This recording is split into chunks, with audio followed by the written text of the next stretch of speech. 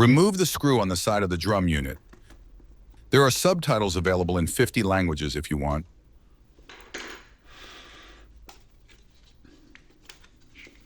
Under this label, there is another screw. Remember that if you remove this label, you will lose the warranty on the drum unit if present. Remove the screw.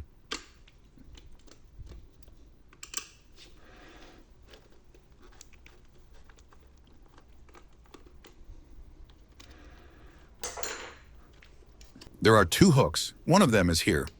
Press it using a screwdriver.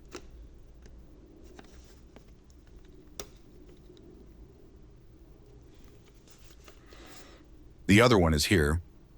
Press it. Detach the bracket. It's better to remove the drum now, especially if you want to reuse it. Be careful not to damage it.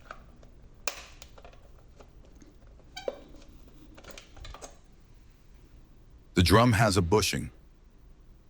Remember that the light may damage the drum. You can now remove the bracket.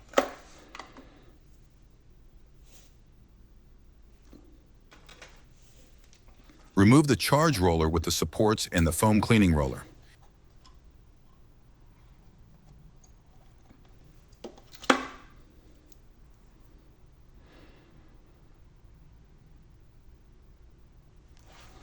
Inside this section of the drum unit, there is the waste toner.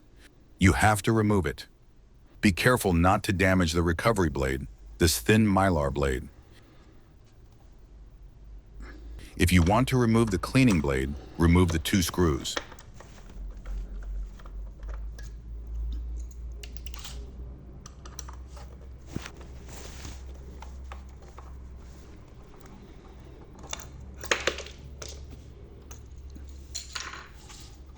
Remove the cleaning blade.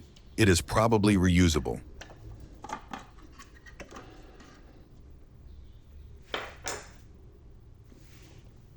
This is the waste toner. Do not reuse it. Clean the drum unit. It's better to use compressed air in a toner workstation. Reinstall the cleaning blade and the two screws.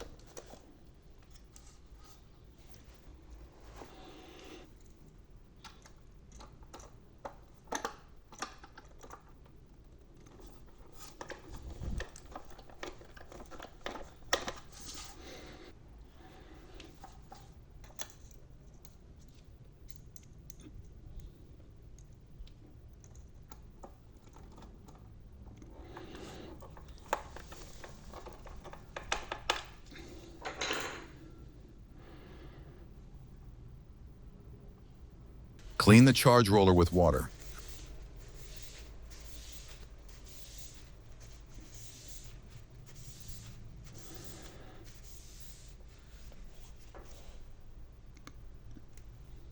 Reinstall the charge roller in this way. If you reuse the drum, clean it with isopropyl alcohol.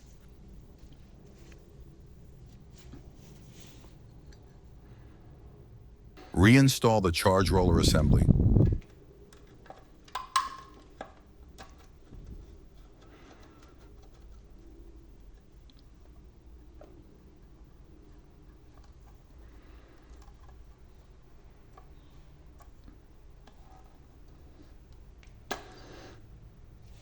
Insert the bushing.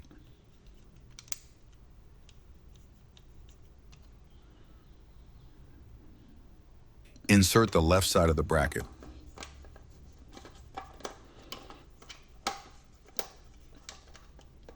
Install the drum.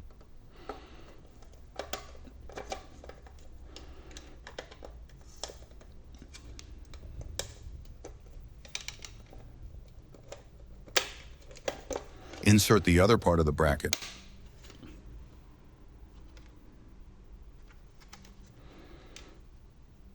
Insert the two screws.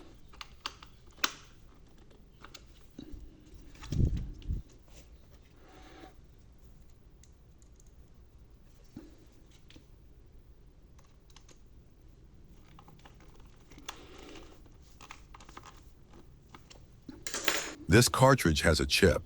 It has to be replaced each time you refill the drum unit. There are no reset procedures. The chip will work until it reaches a certain number of copies. Turn the drum a few times by hands to be sure it's correctly installed. The work is done. If this video was useful, please subscribe. For any problem with the cartridge, in the description you'll find a link to a troubleshooting guide.